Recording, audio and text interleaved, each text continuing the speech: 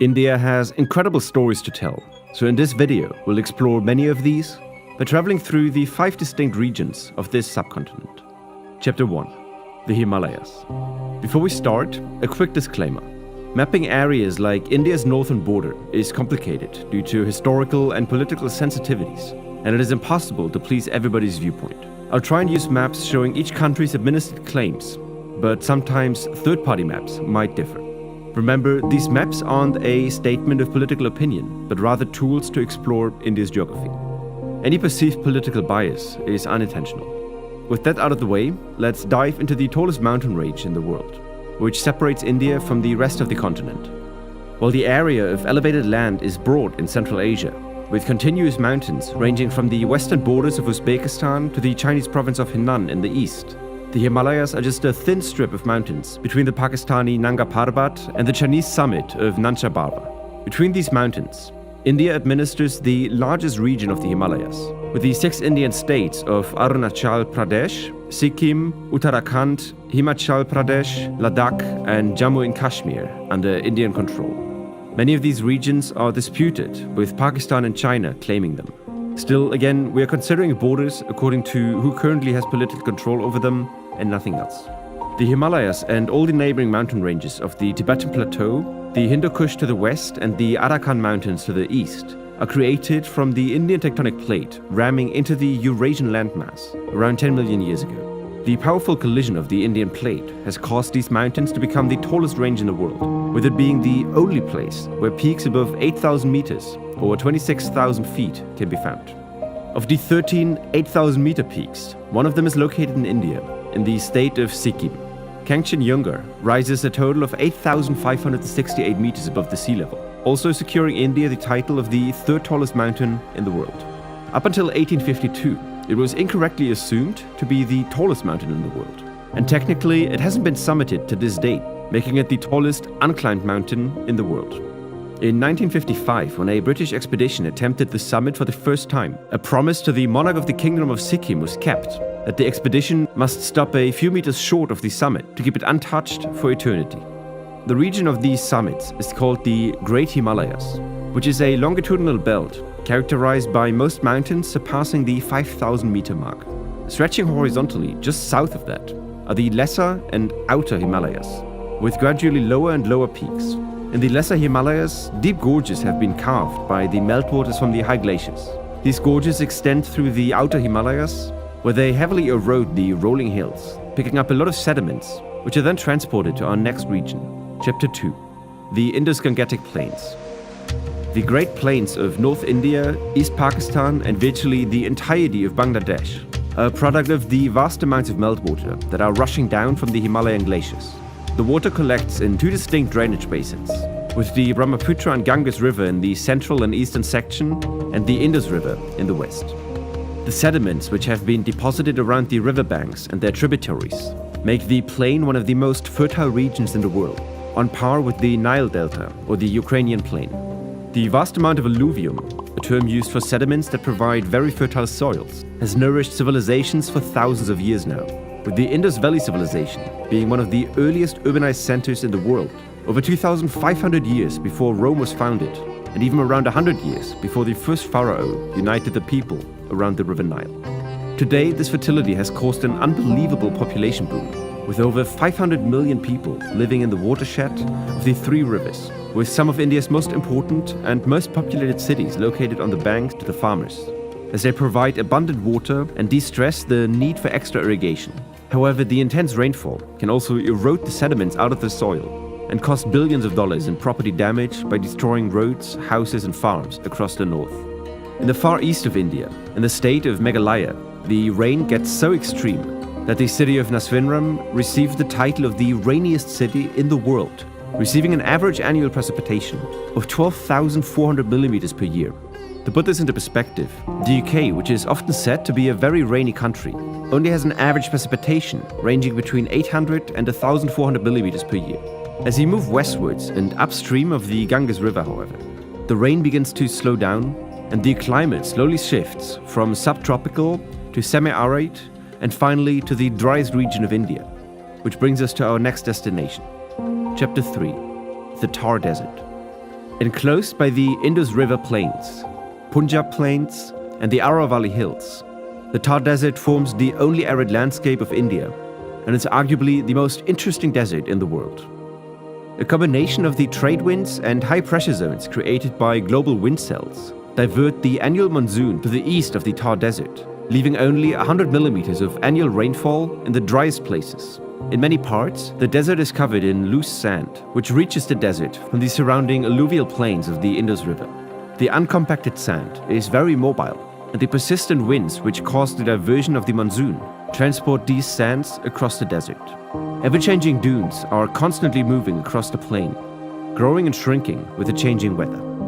Despite these rough and seemingly inhospitable conditions, the Thar Desert is far from empty.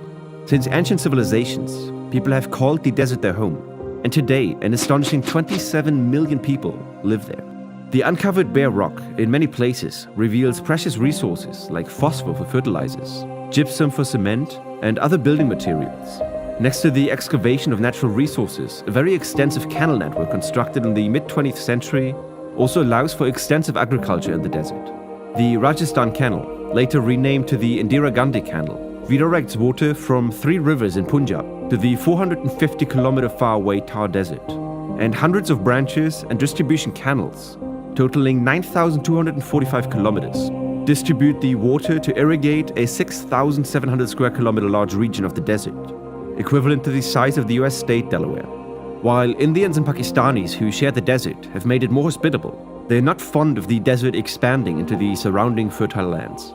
To prevent the dunes from traveling across the boundaries of the desert, windbreaks in the form of shrubs and small trees are installed on the dunes, slowing down and eventually stopping their march.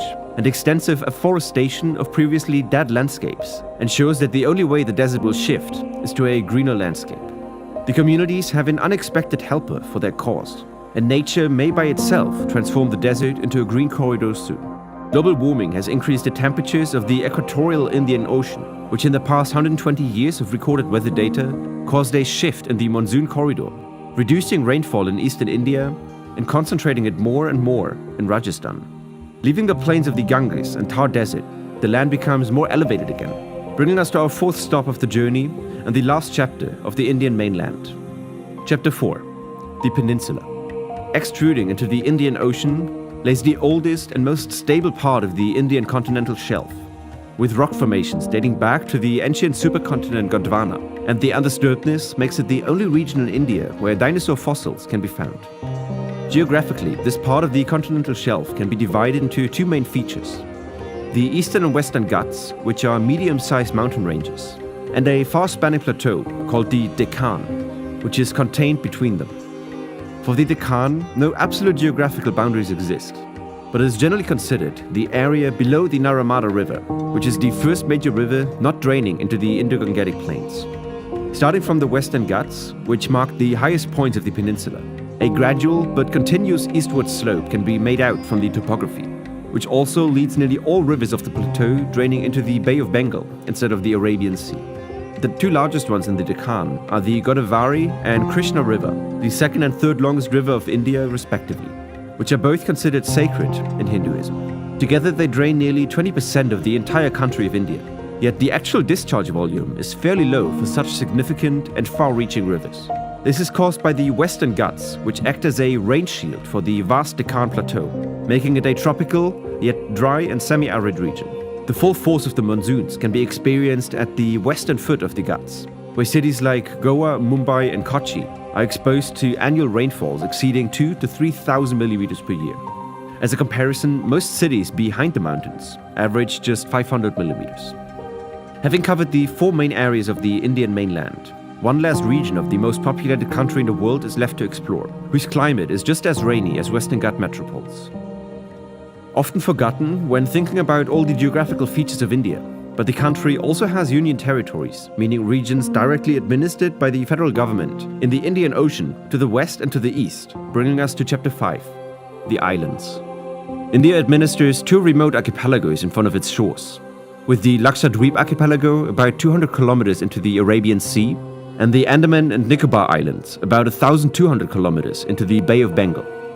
These tropical islands are a strong contrast to the mainland, with the Lakshadweep Islands closely resembling the neighboring Maldives, and the Andaman and Nicobar Islands appearing more like an exceptionally densely forested extension of Indonesian Sumatra.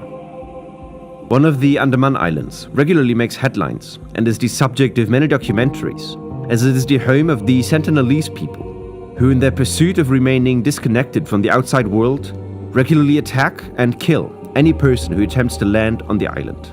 Since the inclusion of the islands into modern India in 1956, it has been illegal to travel to the island, and the Indian Coast Guard guards the tribe's voluntary isolation. On the other side of the main Andaman Islands lays India's only active volcano called Barren Island.